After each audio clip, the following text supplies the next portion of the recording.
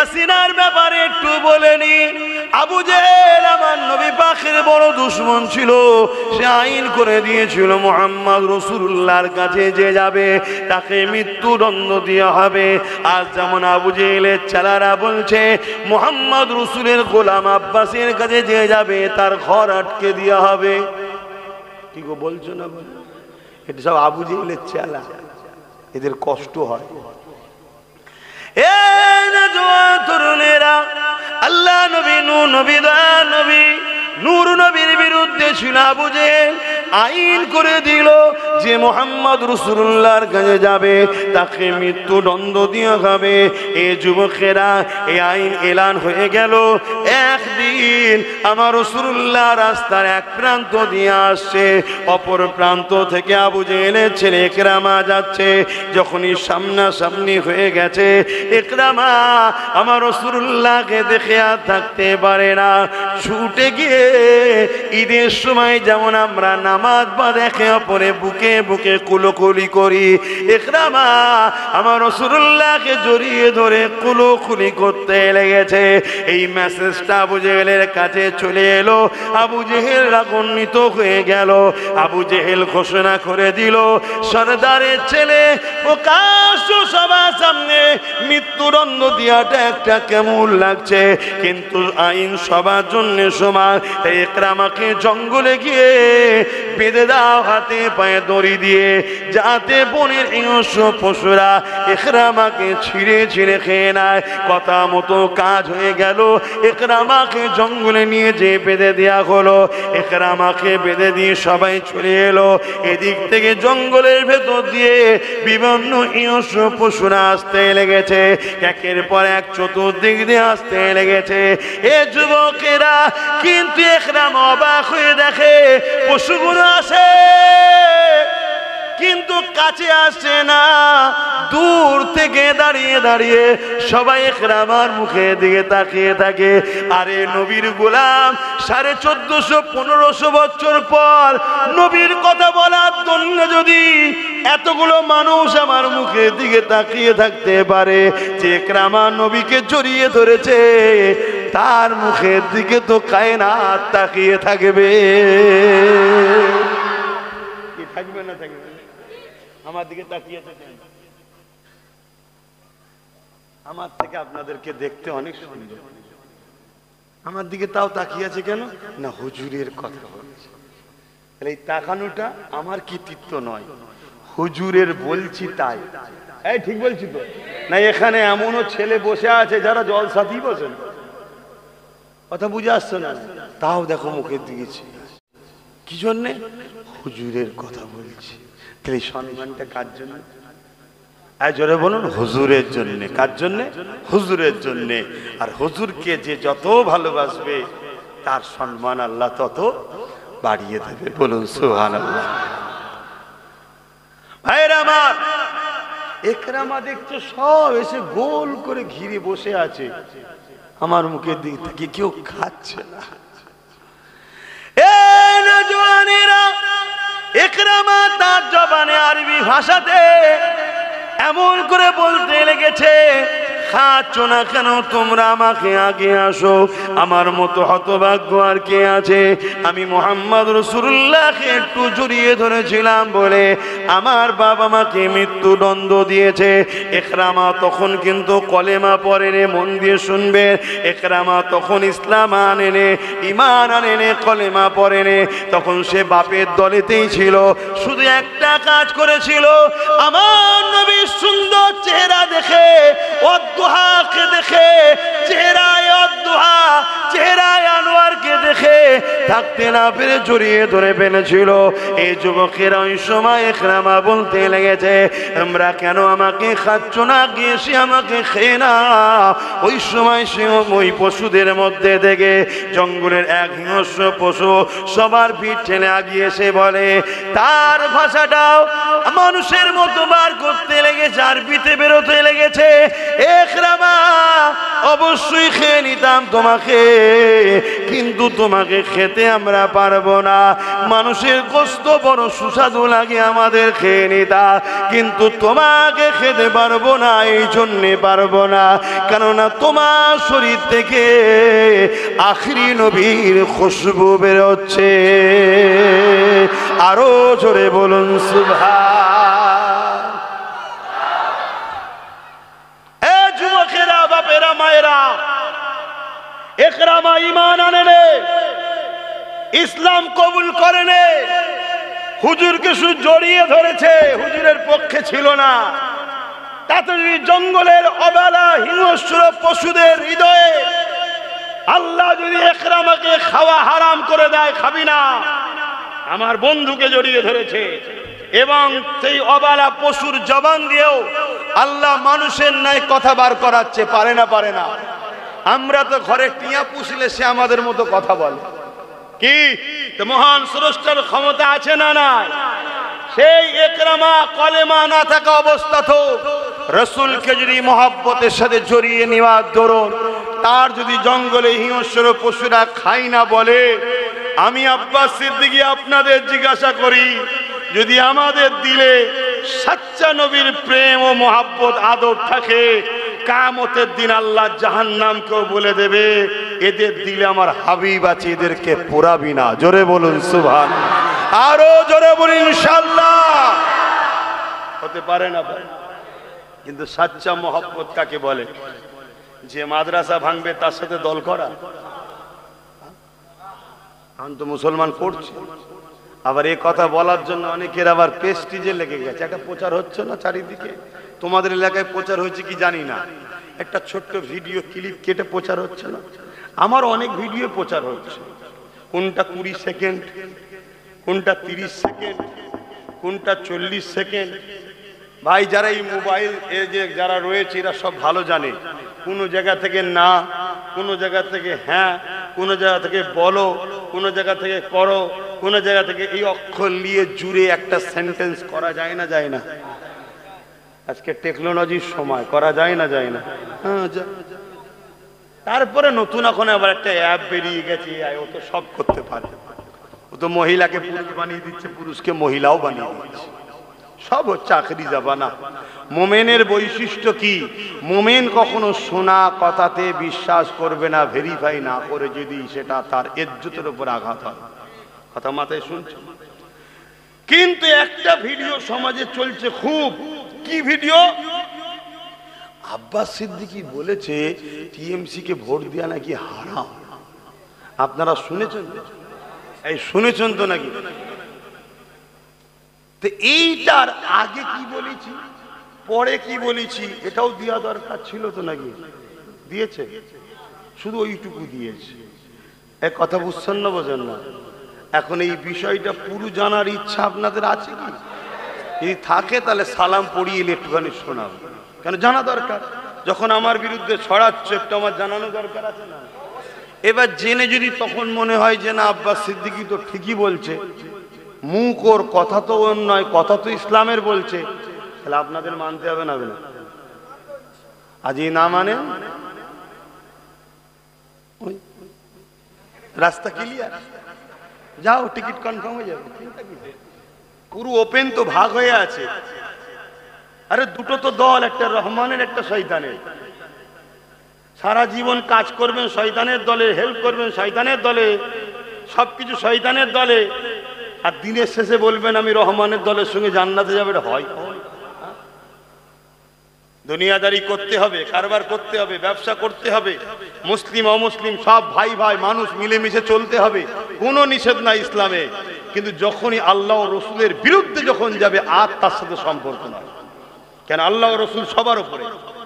কথা কিছু মাথায় ঢুকছে?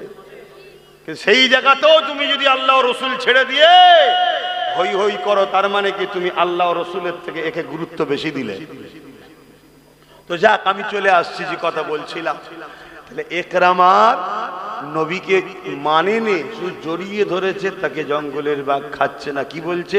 তোমার গা থেকে খুশবু বেরোচ্ছে। জোরে বলুন সুবহানাল্লাহ। তাহলে আমার নবী কি ছিলেন? খুশবু ছিলেন। জোরে বলুন সুবহানাল্লাহ।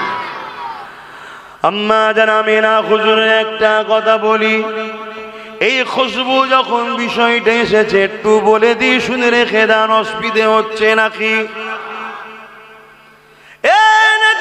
তরুণেরা, আম্মা জান হযরত আমিনা রাদিয়াল্লাহু তাআলা আনহা তিনি এমন করে বলতে লেগেছে, আব্দুল্লাহ হুজুরের সঙ্গে যখন আমার বিবাহটা হয়ে গেল, প্রথম রাত হলো বাসর রাত, আমি আব্দুল্লাহ হুজুরের সঙ্গে বাসর রাত তিনি এক জায়গায় হলাম। আব্দুল্লাহ পেশিনা থেকে নূরে মুহাম্মদ রাসূলুল্লাহ আমার পবিত্র রহমে চলে এলো। যখন আব্দুল্লাহ শরীর থেকে পেশিনা থেকে নূরে মুহাম্মদ রাসূলুল্লাহ যখন আমার রহমে চলে এলো, ওই রাত থেকে আমি আমিনা আমার শরীর থেকে একটা খুশবু বেরোতে শুরু হয়ে যায়। যতদিন যায় খুশবু বাড়ে, যত রাত যায় খুশবু বাড়ে। একদিন এমন করে হযরতে আব্দুল্লাহ ব্যবসার জন্য চলে গেল, আল্লাহর হাওয়ালায় ইন্তেকাল হয়ে চলে গেল। আমি আমিনা ঘরের মধ্যে রয়েছি, আমার শরীরে খুশবু চারিদিকে ছড়াতে ছড়াতে ছড়াতে ছড়াতে পুরো মক্কা জমিনে এই খুশবুর চর্চা শুরু হয়ে গেল। সবার মুখে মুখে একটাই কথা, আমিনা শরীরে এই খুশবু আমিনা মাখে কোথায়, এই খুশবু আমিনা পায় কোথায়, এই আতর আমিনা পায় কোথায়? মক্কা জমিনে খুশবু তো পাওয়া যায় না। এই খবর রাসূলুল্লাহ দাদা যান হযরত আব্দুল মুতালিবের কানে চলে এলো। রাসূলুল্লাহ দাদা ছিলেন মক্কার প্রেসিডেন্ট, মক্কা সম্রাট ছিল, মক্কার সুলতান ছিল। রাসূলুল্লাহ দাদার কানে যখন চলে এসেছে, রাসূলুল্লাহ দাদাও তখন কথাটাকে গুরুত্ব দিল, খেয়াল করে তিনিও বলতে লেগেছে, আমি একজন সম্রাট হিসাবে, সুলতান হিসাবে পৃথিবীর বিভিন্ন সম্রাট সুলতানের সঙ্গে মিটিংয়ে যায়, কিন্তু আমি কখনো এই খুশবু পাই না। কোনো দেশে এত ভিআইপি লোকেরা খুশবু ব্যবহার করে, এই খুশবু কারো শরীর থেকে আমি আব্দুল্লাহ এমন করে আব্দুল মুতালিবও পাই না। এই খুশবু আমার পুত্র বধূ পাই কোথায়? এই জন্য রাসূলুল্লাহ দাদি জানের কাছে কি অবজেকশন দিল যে আমাদের পুত্র বধূ আব্দুল্লাহর পরিবার সেই খুশবু কোথা থেকে মাখে। সব জায়গায় চর্চা চলতে লেগেছে। এইভাবে রাসূলুল্লাহ দাদি জান বলতে লাগলেন, এ আব্দুল মুতালিব, হ্যাঁ আমিও ভাবতে লেগেছি আপনাকে বলবো, কিন্তু বলা হয় না। আমি অনেক সময় দেখেছি আমিনা যখন হাম্মামখানা গোসলখানা থেকে বেরোতো, তারপরে আমি যখন গোসলখানায় ঢুকতাম আমি অবাক হয়ে যেতাম, যেন গোসলখানা নয় কোন আতরের গোডাউনে ঢুকে গেছি। এ যুবকেরা, রাসূলুল্লাহ দাদা দাদি আব্দুল মুতালিব এবং তিনার পরিবার আম্মা আমিনাকে ডাক দিলেন, এদিকে আসো মা। আম্মা আমিনা চলে আসলেন। মারে, বিধবাদের তো খুশবু মাখতে নাই, কোথা যে খুশবু পান মা? আর এই খুশবু তো মক্কার কোনো জায়গায় পাওয়া যায় না। আমিও বিভিন্ন সম্রাটের কাছে গেছি, তারা অনেক ভিআইপি খুশবু মাখে, কিন্তু আপনার খুশবু সব খুশবুর ওপরে, সব খুশবু আপনার এই খুশবুর কাছে ফিকে হয়ে গেছে। এ আমিনা রে, এ খুশবু কোথা থেকে পান? আম্মা আমিনা বলতে লেগেছে, আব্বা আম্মা, আমিনা কোনো খুশবু মাখে না। এই খুশবু আমিনার নয়, এই খুশবু হলো আমিনার রেহেম মুবারকে গর্ভে যিনি রয়েছে সেই মুহাম্মাদের খুশবু। আরো জোরে বলুন সুবহান আল্লাহু আকবার, ইয়া রাসূলুল্লাহ, আল্লাহ। কে আমার নবী? কে? বুঝতে পারছো? এই দুনিয়ায় যুগে যুগে এরকম কুকুর জাহান্নামের এসেছে যারা আমার নবীর বিরোধী করেছে, আমার নবীর দিনকে মিটাতে চেয়েছে, কোরআনের বিরোধী করেছে, আল্লাহর উপরে মিথ্যাচার করেছে।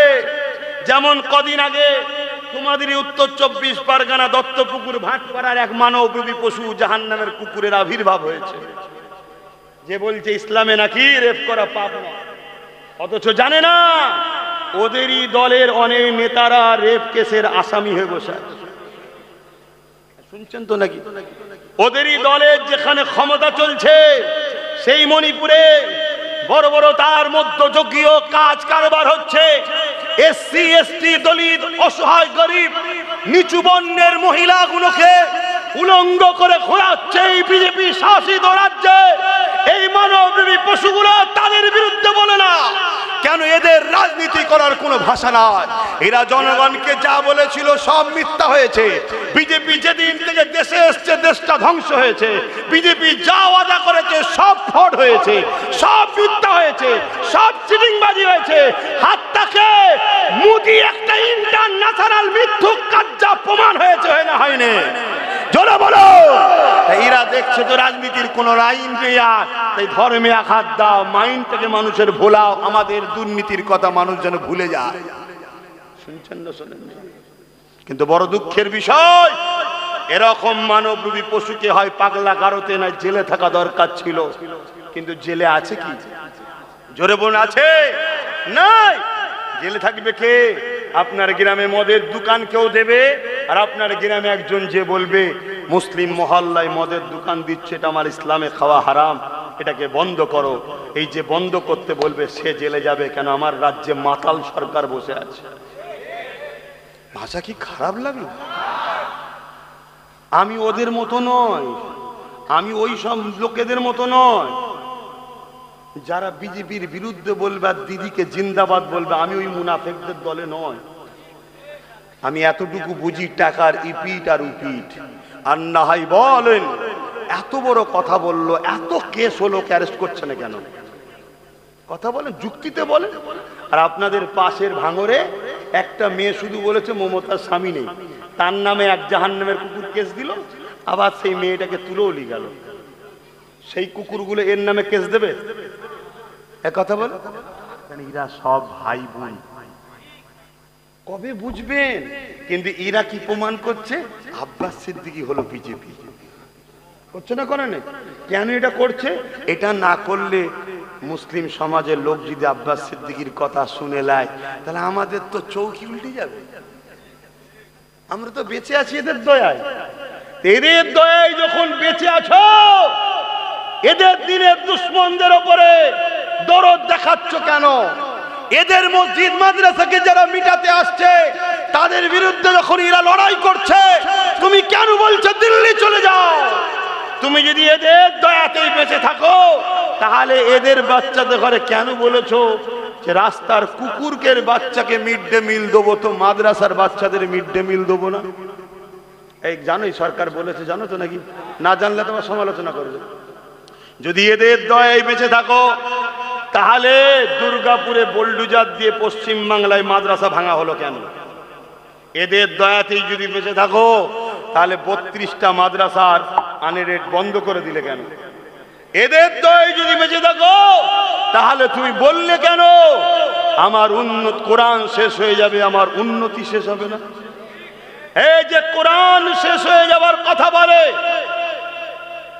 তাকে কোন মুসলমান সাপোর্ট করলে ঈমান থাকবে? তার মানে তুমি ওই কথাকে অ্যাকসেপ্ট করলে। কথা বুঝে আসছে না? নাই। খুব জ্বলন হচ্ছে আব্বাস সিদ্দিকীর কথায় অনেকে, যে কি করা যাবে বল দেখি। এ তো সব ভান্ডা ফিটিয়ে দিয়েছে, কিচ্ছু করার নেই। যতদিন আমার ধরে জান আল্লাহ রেখেছে আর আল্লাহ মেম্বারে নিয়েছে বসাবে, ততদিন আমি কোরআন দিনের পক্ষে লড়বো। কথা শুনছেন না শোনেন? যদি বলো যে না তুমি কোরআন দিনের জন্য লড়ছো না, তাহলে আমি তোমাকেই তো অফার দিচ্ছি। তুমি তওবা, তুই তওবা কি করবি? তুই কমসে কম বল যে আমার এগুলো বলা ভুল হয়েছে, তাহলে আমি তোর বিরুদ্ধে বলা বন্ধ করে দেবো। কথা বুঝছেন না, বোঝেন না? তাহলে তোর বিরুদ্ধে বলা বন্ধ করে দেবো। আর আমি একজন নাগরিক হিসাবে আমার একটা ভোট আছে, রাজনীতি আছে। কথা বুঝে আসছে না? নাই। আমার ভাই একটা দল করে, এই ভাই হিসেবে তার সাথ দেবো না? দেবো না। কিন্তু আমার ভাইও যদি অন্যায় করে, তখন তার সাথ দেওয়া যাবে না। না, যাবে না। তখন তার বিরুদ্ধে আমাকে বলতে হবে, তবে তাকে বুঝাবো পরিবর্তন হোক। যদি না বোঝে, তার সাথে আমার সম্পর্ক আলাদা করতে হবে। কেন? ভাই আগে নয়, ভাই আগে নয়। আমার কবরে আমার ভাই যে বলবে নাকি আল্লাহ আমার ভাই হয়, এটা ছেড়ে দাও। তাহলে আমি আমার ভাইয়ের কথা ভাববো কেন? কিন্তু হ্যাঁ, আমার ভাই যখন হজ হাউস থেকে মদের বোতল বার করে পবিত্র করছে হজ হাউসকে, তাহলে আমি একজন ইমানদার হিসেবে, ধর্মগুরু হিসেবে, ওর জন্য তো আমার মনটা চাইবে যে ও আরো বড় হোক। আমার ভাই যখন ওয়াকাফকে বাঁচাবার জন্য সুপ্রিম কোর্টে কেস করছে, তখন তো বড় ভাই হওয়া পরের কথা, আমার তো একজন মুসলমান হিসেবে মনে হবে, যাক আমার মসজিদ মাদ্রাসার জন্য কেউ তো কেস করলো না, ও তো কমসে কম কেস করলো। কি মনটা বড় হবে না? হবে না? এটাই তো ইমানের সম্পর্ক। তো যাক, আমি যেটা বলতে চাইছি, তাহলে বলুন, আমার দিনের উপরে আঘাত দেবে কেউ, তার প্রতিবাদের দরকার আছে না নাই? কিন্তু ধরবে কি গো? এই ভাটপাড়ার অর্জুন সিংকে অ্যারেস্ট করবে? জোরে বলেন। যদিও চাপে পড়ে করে, কিভাবে করবে? এই তুই ওরম করিস নি, খুব ফেঁসে গেছি বুঝলি, তোকে একদিনের জন্য ভরি না, করে দেবো পরের দিন। শুনছেন না? শুনুন, যদি পাওয়ার আমাদের হাতে থাকে তাহলে আমরা কি করতাম? ও চামড়া ঢিলে করে ফেলতাম। চল কেন? এটা সংবিধান বিরোধীও কথা বলেছিস, শুধু ধর্ম বিরোধী নয়, সংবিধান বিরোধীও কথা বলেছিস, তাহলে পাওয়ারের দরকার আছে না? এজন্য আব্বাস সিদ্দিকী ধর্মনীতির কথাও বলে, সমাজনীতির কথাও বলে, পরিবার নীতির কথাও বলে, প্রতিবেশী নীতির কথাও বলে, পাশাপাশি নিজের ভক্ত মুরিদ অনুসারী, দাদা পীরের ভক্ত মুরিদ অনুসারীদের ঘরে সমাজে সচেতন করে, বুকা কত আর পরের বাপকে বাপ বলবি, একটু নিজেরা ক্ষমতা অর্জন কর। কথা বুঝছেন না? বোঝেন? একটু মাথায় রাখেন, একটু বোঝেন, নাই বিরাট বড় ক্ষতি হতে চলেছে, বিরাট বড় ক্ষতি হতে চলেছে। একটা সামনে ভয়ানক দিন। আমি অনেক আগে বলেছিলাম একটা কথা, যে একটা দিন আসছে তোদের নাগরিকত্ব কেড়ে নেবে, সেদিন আব্বাস সিদ্দিকীকে বলবি যে ভাইজান আমার ভুল হয়েছে, বা তোমার কথাই ভোট দেবো, সেদিন আর তোর কিছু উপায় থাকবে না। বলেছি না বলিনি? অনেক আগে বলেছিলাম, আজকে সেই দিন আসছে। আমার তো মনে হচ্ছে আগামী কাল পরশু থেকেই বাড়ি বাড়ি নোটিশ আসবে। শুনছেন না? শুনুন, আগামী কাল পরশু থেকেই বাড়ি বাড়ি নোটিশ আসবে। আমি অনেক আগে বলেছিলাম, চিল্লাচ্ছে এসআইআর হতে দেবো না, হতে দেবো না। আরে পাগল, যেদিন থেকে দুয়ারে সরকার চলছিল সেদিনই তোর এনআরসি হয়ে গেছে। কিন্তু তখন বলেছিলাম যেটা এনআরসি হচ্ছে, এই মুসলমান আমাকে গাল দিয়েছিল, মুসলিম আমাকে দেয়নি, এই মুসলমানের লোকেরাই আমাকে গাল দিয়েছিল। দিয়েছে না? দেয়নি? অলরেডি হয়ে গেছে। কালকে তো চিঠি আসবে বাড়ি বাড়ি, পরশু তো চিঠি আসবে বাড়ি বাড়ি। কি চিঠি? তোমার গেছে। শুনছেন তো নাকি? লাও, কার নাম আসবে ঠেলা সামলাও।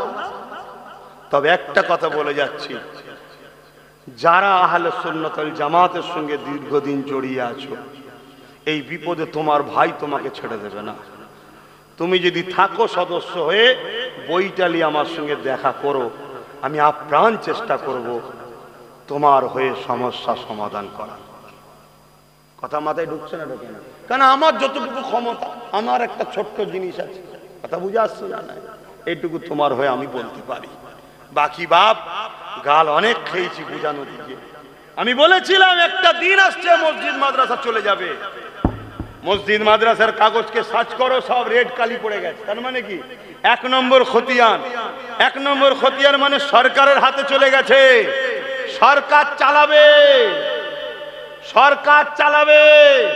তুমি তোমার মসজিদ মাদ্রাসায় তোমার খেয়াল খুশি মতো চলতে পারবে না। মসজিদের ইমামের কাছে চিঠি আসবে, এই ইমাম সাহেব জুম্মার দিন খুতবাতে একটু বলো, মেয়েদের ঘরে একটু শিক্ষিত করতে হবে। যদি স্কুলে গেলে বোরখা পরতে না দেয়, শিক্ষার জন্য বোরখা খুলে যা, অসুবিধা নেই, বলো। যদি না বলো, তোমাকে গুম করে দেওয়া হবে। ইমাম সাহেব শোনো, তোমাকে ইমাম সাহেব গায়েব করে দেওয়া হবে। তুমি কোথায় আছো? এই বিলাট সিদ্দিক আকবরের খুনে শরীরে তুমি যেটা আজ বোঝো, আলহামদুলিল্লাহ আমার আল্লাহ সেদিন আমাকে 5, 6, 10 বছর আগে থেকে বুঝাচ্ছে, তাই চিল্লাচ্ছি। কি দরকার ছিল? আরো 50 জনের মতো আমিও তো প্লেন হজ করে চলে যেতে পারতাম। আল্লাহ কি এলাহান দেয়নি? আল্লাহ তো দিয়েছে। দুটো ওয়াকিয়া ঘটনা বলে তো চলে যেতে পারতাম। আরে জম্মাই না, 1 সপ্তাহ নওশাদকে দিয়ে দল খড়িয়েছি, কিন্তু লড়াই তার আগে থেকে করছি না করিনি। কিন্তু শত শেষে যখন বুঝলাম যে না, এখান থেকে তুলে ওর কোলে, ওখান থেকে তুলে ওর কোলে দেবো, যেই কলি নেবে সেই চিটিংবাজি করছে, দরকার নেই, নিজের একটা করে লে। ওই জন্য তোকে বলেছিলাম তুই যা। কথা বুঝে আসছো না? নাই, যা থাক, নিজের থাক। শুনছেন তো নাকি? চায়ের দোকান, লোক মনে করে চায়ের দোকান, চায়ের দোকান হলো সঙ্গে মেয়ের বিয়ে দেবো। অফিসে চাকরি করে, কোটটাই পড়ে যায়, মাস গেলে কত মাইনে? 25,000। কত? 25,000। সর্বোচ্চই 25,000, বেড়ে বেড়ে বেড়ে বেড়ে 30,000, 40,000, 50,000 হবে। ঠিক তো নাকি? এর চেয়ে বেশি তো আর হবে না। কিন্তু এই চাওয়ালা একটা ঘুমটি থেকে কারবার, বিজনেস করতে করতে করতে আরো 5টা করে দেবে। শুনছেন তো নাকি? মাসে যত কমই হোক, এখন মানুষ চা বিস্কুট ছাড়া সকালে অন্য কিছু জোটে না। এ মাসে খোঁজ লিখে যাও, তুমি চাওয়ালা দেখছো, ও মাসে 1 লাখে পৌঁছে দেবে ইনকাম 5টা দোকান থেকে। শুনছেন তো নাকি? আর তার থেকেও বড় বিষয় মাথায় ঢুকাও, তুমি যার কোম্পানিতে চাকরি করলে, তুমি রিটায়ার হওয়ার পর ওই জায়গায় তোমার ছেলে চান্স নাও পেতে পারে, কিন্তু এই 5টা দোকানের মালিকই হলো তোমার ছেলে। ঠিক না বেটি? এজন্য আব্বাস সিদ্দিকী বলছে, বড় দলের দালালি করে করে করে করে, মারপিট করে করে, চামচাগিরি করে করে হয়তো কিছু ইনকাম করছো, তোমার চলে যাবার পর তোমার ছেলে ওখানে চান্স নাও পেতে পারে। নিজের কোম্পানি খোলো, ছোট হোক, তোমার ছেলে তোমার পর ওখানে মালিকই হবে। এই সব অনেক কিছু চিন্তা ভাবনার কথা, তো আর ডিপে যাচ্ছি না, কখনো সময় হলে অন্য জায়গায় আলোচনা হবে। আমি যেটা বলতে চাইছি, আপনাদের অসুবিধা হচ্ছে? বিজেপির বিরুদ্ধে বলছি, অসুবিধা হচ্ছে যে হুজুর জলসায় এসে রাজনীতির কথা বলছেন কেন? আরে বিজেপিরা রাজনীতি ছেড়ে দিয়ে ধর্মের পিছনে লেগেছে না লাগে না? ও যখন ওর স্ট্যাটাস বজায় রাখতে পারেনি, ও যখন ওর কাজ ছেড়ে দিয়ে আমার ধর্মেতে মাথা দিচ্ছে, আমার বোরখা নিয়ে, আমার তালাক নিয়ে, আমার মসজিদ নিয়ে, আমার মাদ্রাসা নিয়ে, তাহলে আমারও তো উচিত ওর ভেতরে মাথা দেওয়া দরকার আছে না? না, ও তখন বলবে এখানে মাথা দিচ্ছ কেন, তুমি হুজুর মানুষ। আমি তখন বলবো তুই তোর জায়গায় যা, আমি আমার জায়গায় যাই। হ্যাঁ, ঠিক না বেটি? তবেই তো সিধে হবে রে বাবা। ঠিক তেমনি রাজ্য সরকারও রাজনীতির নামে আমার ধর্মে মাথা দিচ্ছে না, দেয়নি? জোরে বলেন। তাহলে আমিও হুজুর হিসাবে মাথা দেওয়া দরকার আছে না? নাই? তখনই বলবে যে হুজুর হিসাবে এরম হচ্ছে কেন। আমি বলবো তুই তোর কাজ কর, তাহলে আমি আমার কাজ করব। তোর কাজ রাষ্ট্র এবং রাজ্যবাসীর নিরাপত্তা।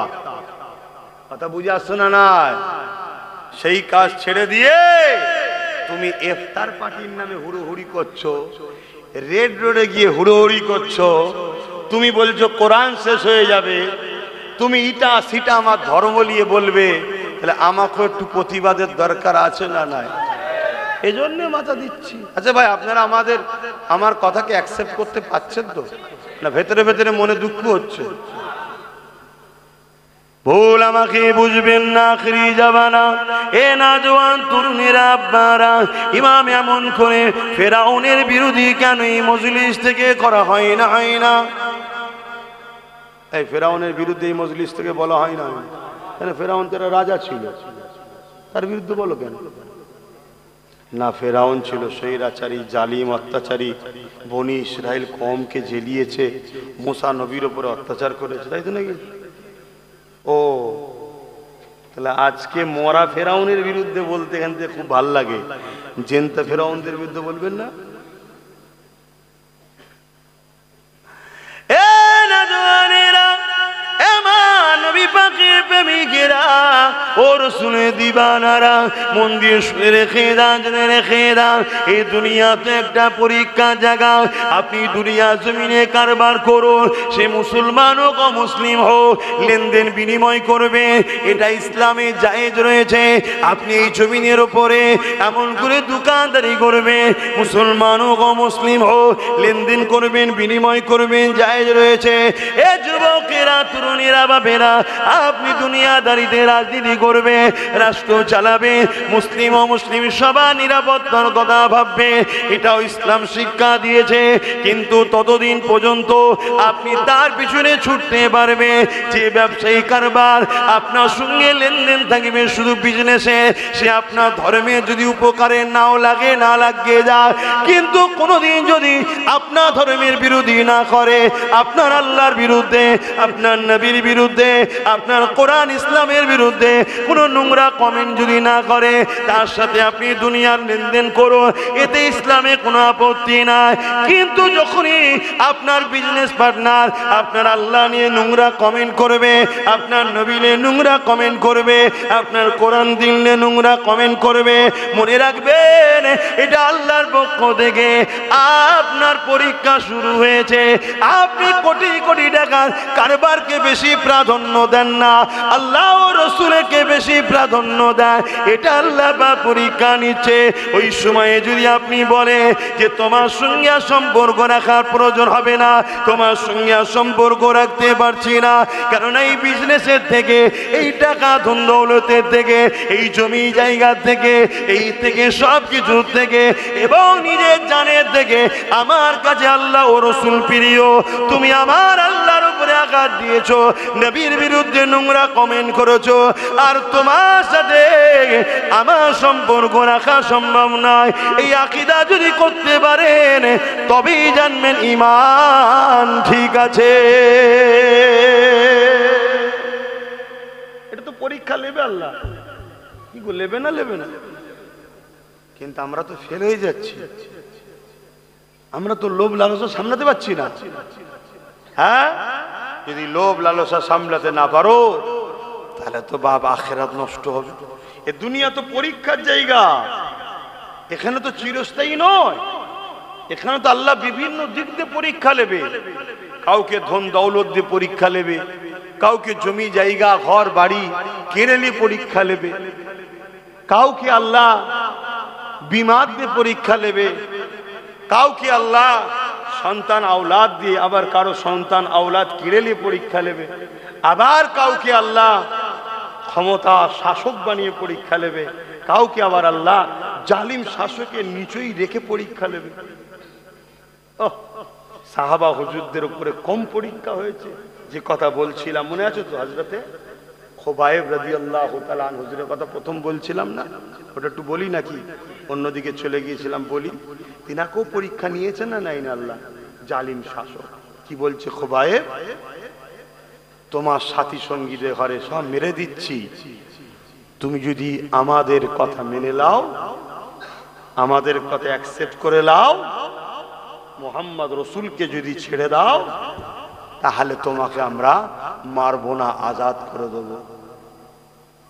চোখের সামনে একটার পর একটা সাথীদের ঘরে শুলির উপরে চেপিয়ে চেপিয়ে হত্যা করছে, শহীদ করছে।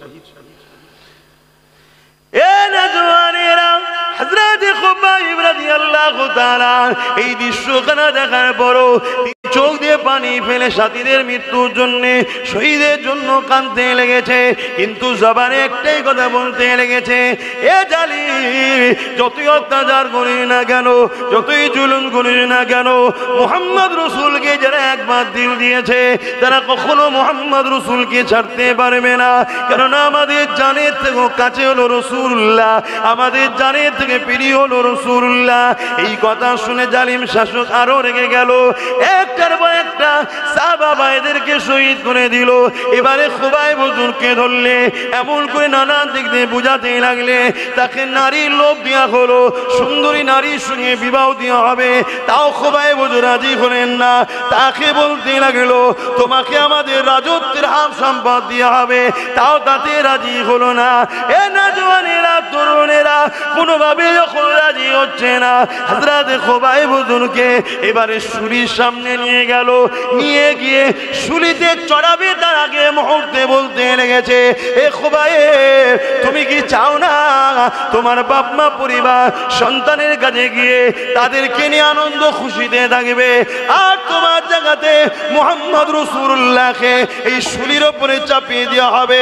এ যুবকেরা চিনে রেখে দেয়, সেই দিনের মেলাউনেরা, সেই দিনে ইসলামের দুশ্মনেরা, সেই দিনে বেঈমানেরা তারা বিরাট পরিকল্পনা করে সাহাবা হুজুরদের থেকে ঈমানকে লুটতে চেয়েছে, আল্লাহ নবীর দ্বীনকে মিটাতে চেয়েছে। আজকের পরিকল্পনা একটু চেঞ্জ করে দিয়েছে, কেন তারা জানে আজকেও যদি এদের উপরে জুলুম করা হয়, এরা জুলুমের কষ্টে সরে জীবনটা দিয়ে দেবে, মুহাম্মদ রাসূলকে ছাড়বে না। এই আজকে একটু প্ল্যানটা চেঞ্জ করা হয়েছে, আজকে একটু পরিকল্পনাটা চেঞ্জ করা হয়েছে। এই পরিকল্পনা উম্মতে মুহাম্মাদিকে জানানো, একজন ইমানদার হিসাবে, নবীর দ্বীনের খাদেম হিসাবে, আহলে রাসূল হিসাবে, আওলাদে মুজাদ্দিদ হিসাবে আমার কি দায়িত্ব নাই আপনাদেরকে জানিয়ে দেওয়া যে আজকের দিনে তো আবু জেহেল আছে, আজকের দিনে তো উতবা আছে, আজকের দিনে তো ইসলামের দুশমন আছে, তারা আপনাদেরকে জোর করে ইসলাম থেকে সরাচ্ছে না, কেন তারা জানে জোর করে সরানো এদেরকে কখনো সম্ভব না। তাই তারা পরিকল্পনা করছে, এমন কাজের সঙ্গে আপনাকে জড়াচ্ছে যে কাজের সঙ্গে আপনি জড়িয়ে গেলে ইসলাম থেকে বেরিয়ে যাবে, ঈমানটা হারা হয়ে যাবে। তার ছোট্ট একটা নমুনা আপনাদেরকে কি বলবো,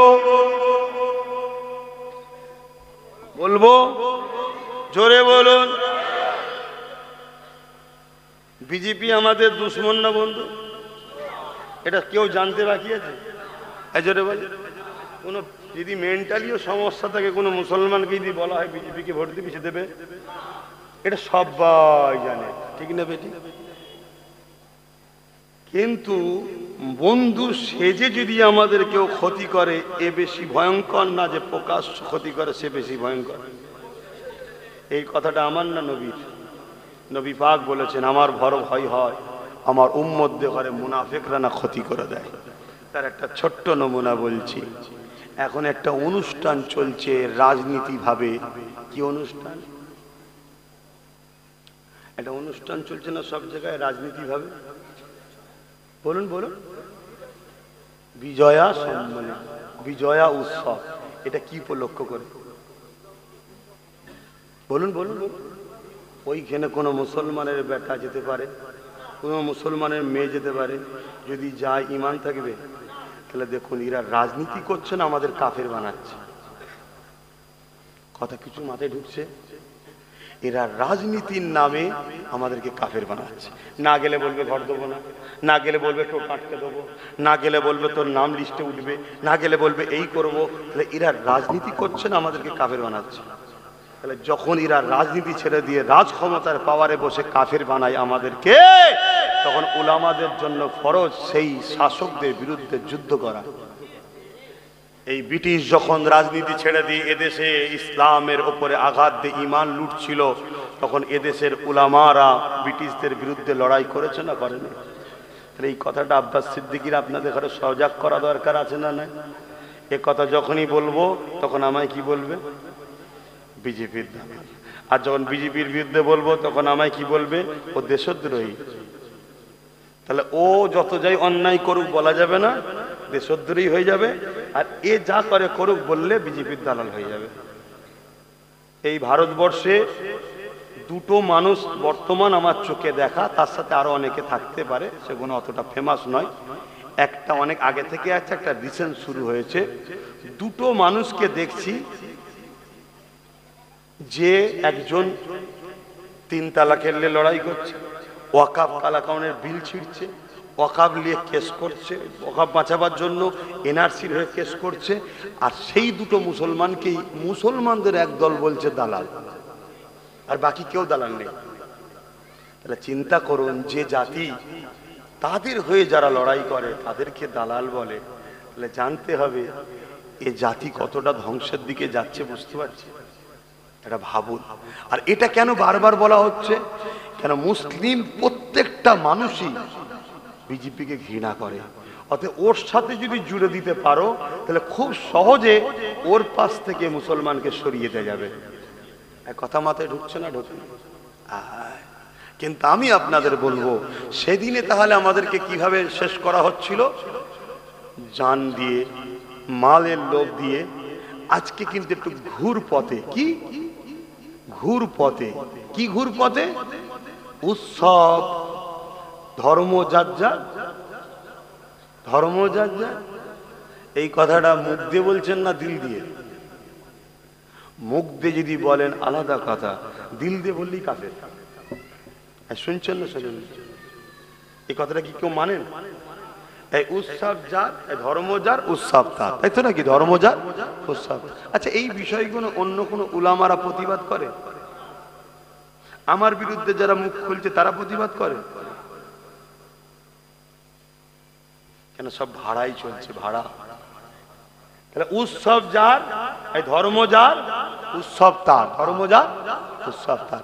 কিন্তু আমাদেরকে কি খাওয়ানো হচ্ছে? ধর্ম যার যার। যদি কোনো মুসলমানের সন্তানের কথা মেনে নেয়, সঙ্গে সঙ্গে কাফের হয়ে যাবে। যদি কেউ আগে মেনেও থাকো, এ থেকে বাঁচার উপায় কি? এ থেকে বাঁচার উপায় হচ্ছে কলেমা রদ্দ কবুল করে নতুন করে মুসলমান হও। কথা শুনছেন তো নাকি?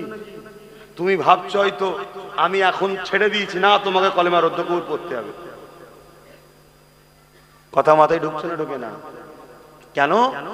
উৎসব তার, ধর্ম যার। ধর্মকে কেন্দ্র করেই উৎসব হয়। যেমন আমাদের ঈদুল আজহা আছে, ঈদুল ফিতর আছে।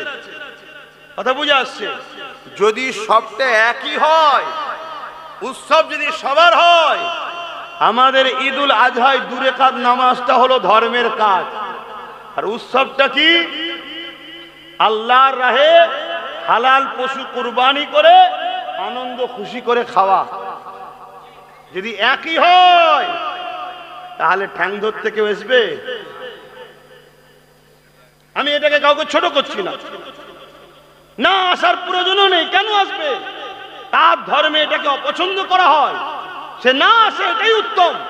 ঠিক তেমনি যে উৎসবের সঙ্গে শিরক যুক্ত হয়, সেইখানে গিয়ে কখনো ঈমান থাকতে পারে না, মুশরিক হয়। কথা বুঝছেন না? এবং মেলাতে বাজার বসিয়ে ওই বাজারের পয়সা বিক্রি করে বা মেলার খাদ্য কিনে খায় যদি কেউ বিসমিল্লাহ বলে, তারও ঈমান চলে যাবে। কেন? সেখানে গান বাজনা হয়, বেশরিয়াতি কাজ হয়।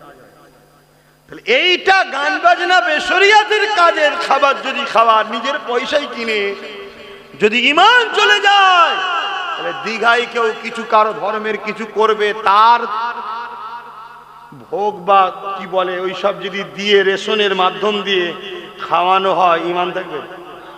তাহলে আমাদের কিরা রাজনীতি করে কি বানাচ্ছে? তাহলে এই কথাটা আব্বাস সিদ্দিকী বলে দেওয়া খারাপ? এই কথা বলাতে এখন খুব মাথা গরম হয়েছে আমার অনেক মুনাফিক বন্ধুদের, খুব লেগে গেছে। কি বলছেন? বলা হবে না বন্ধ হয়ে যাবে? প্রতিবাদ হবে না বন্ধ হবে? হ্যাঁ হবে প্রতিবাদ। আর মনে রেখে দিও,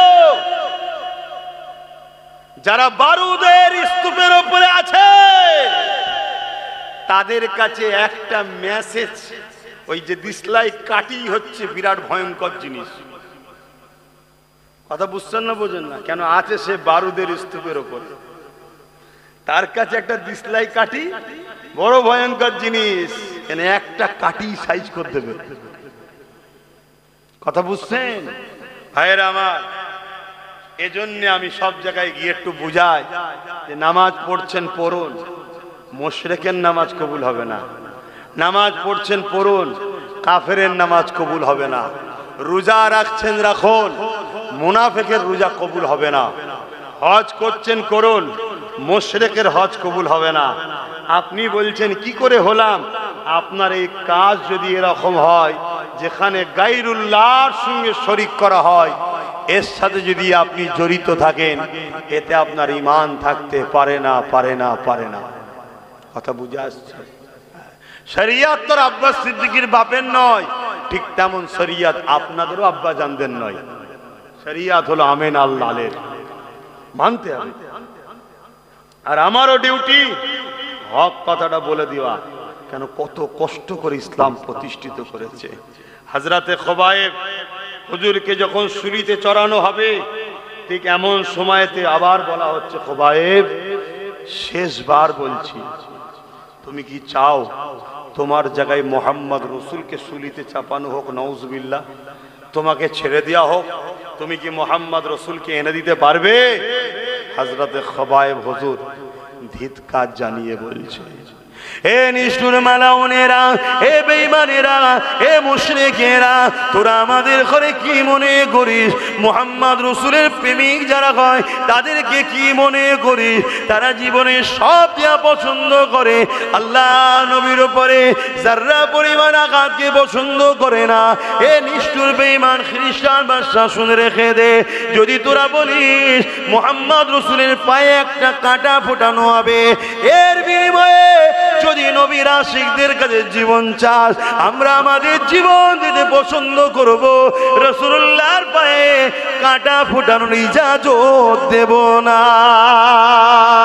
এ নওজওয়ানেরা, নামাজ পড়তে হবে, পড়ছি পড়েন, কিন্তু এটা দেখিয়ে জান্নাতের আশা নয়। রোজা রাখতে হবে, রাখছি রাখে, এটা দেখিয়ে জান্নাতের আশা নয়। হজ করছি, করেছেন, করবেন, এটা দেখিয়ে জান্নাতের আশা নয়। দাড়ি টুপি নবী সুন্নত রেখেছেন, রাখছেন, রাখবেন, এটা দেখে কামিয়াবি যেমন করে জান্নাতের আশা নয়।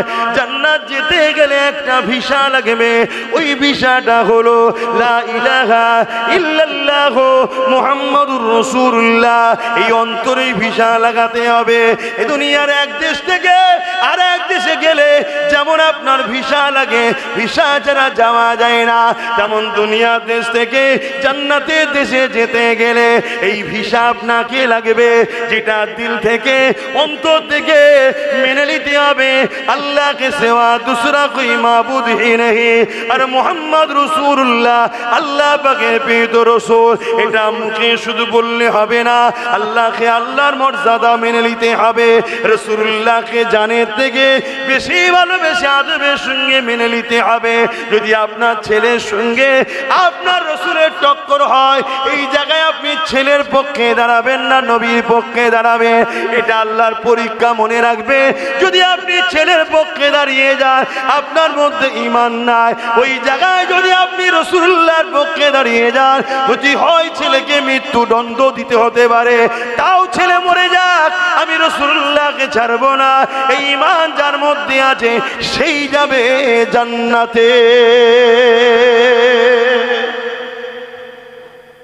আজকে ডাক্তাররা ইসলাম প্রচার করছে, উকিলরা ইসলাম প্রচার করছে, মাস্টাররা ইসলাম প্রচার করছে, শুনছেন তো নাকি?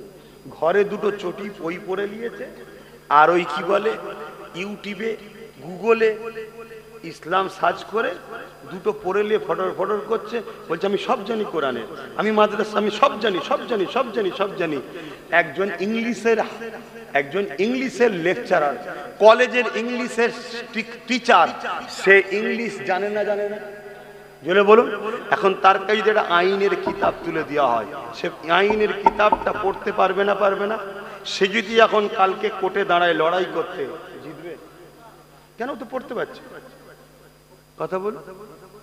একজন ইংলিশের টিচার, তাকে যদি কি বলে সায়েন্সের, মেডিকেলের কিতাব তুলে দেওয়া হয়, সে সব পড়লো, কোথায় নাড়ি আছে, কোথায় নক্ষত্র আছে, কোথায় কোন শিরা আছে, আর আছে কতটা কি আছে, সব পড়েছে। শুনছেন? কোনোদিন অপারেশন করেনি। আপনি তার কাছে অপারেশন হতে যাবেন? কেন যাবেন না? জি আল্লাহ, কিন্তু কোনোদিন কাটেনে, কি কাটতে গিয়ে কি কেটে ফেলবে, দরকার নেই বাবা। কি এই জান যাবার বেলায় এত ভাবছেন? হ্যাঁ, আপনি ইমানের মামলায় একটু বুঝবেন না, কার কথা শুনছেন, কার কাছে যাবেন, কার কথা নেবেন, একটু ভাবা দরকার আছে না? না দু পাতা পড়ে নিলে শুধু হয় না, ডাক্তারকে, অভিজ্ঞ ডাক্তারের কাছে আরো 20 বছর ধরে পিছনে ঘুরতে হয়। এই কাঁচি দে, এই দে। কটাই নামা যাবে? আচ্ছা আচ্ছা, 45-এ জামাত, ঠিক আছে। আজান হয়ে গেলেই সালাম দোয়া করে দিচ্ছি। এটা আপনাদের মসজিদ কি? আচ্ছা ঠিক আছে। তো সেই জায়গা বাপ জানেরা আজান হয়ে যায়। ও এখানেই মসজিদ?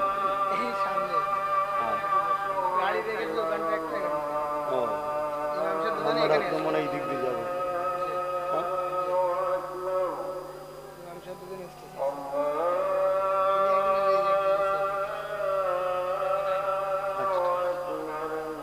এখনই সালাম।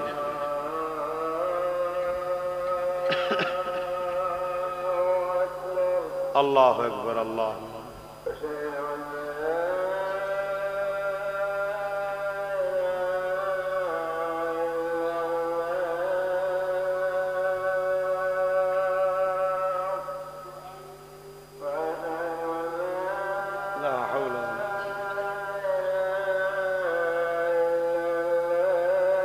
أشهد أن لا إله إلا الله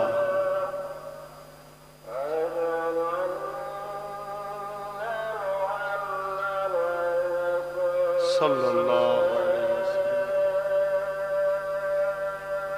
صلى الله عليه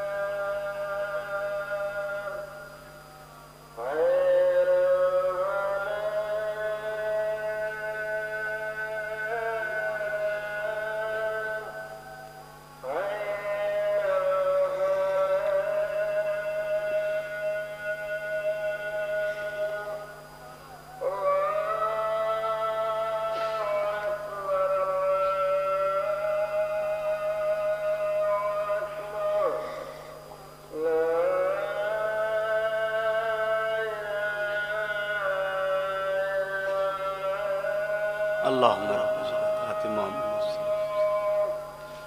انك لا تلا من الله الا هو درود شريف اللهم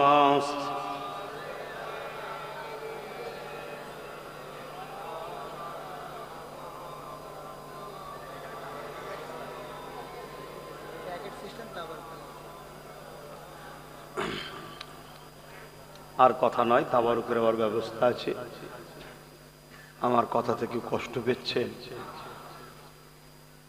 মনে রাখবেন, যদি আমার এই কথাতে আপনাকে বিরক্ত লাগে, আমি আপনাকে পরামর্শ দেবো, আপনি তওবা ইস্তেগফার করুন। আপনার ভেতরে শয়তান বাসা বাঁধা শুরু করছে। কথা বুঝে আসছে? কেন আমি আপনার দ্বীনের জন্য বলছি, আপনি আমার কোরআন, রাসূল, আল্লাহর জন্য বলছি। কাদের বিরুদ্ধে? যারা দ্বীনের দুশমন, তাদের বিরুদ্ধে বলছি। আসেন, হয়তো ভাষাটা সুন্দর হচ্ছে না, হয়তো গুছিয়ে বলতে পারছি না, কিন্তু মাকসাদটা হলো দ্বীনের দুশমনদের বিরুদ্ধে বলা। একটু দাঁড়িয়ে রাসূলকে সালাত ও সালাম। হে নবী।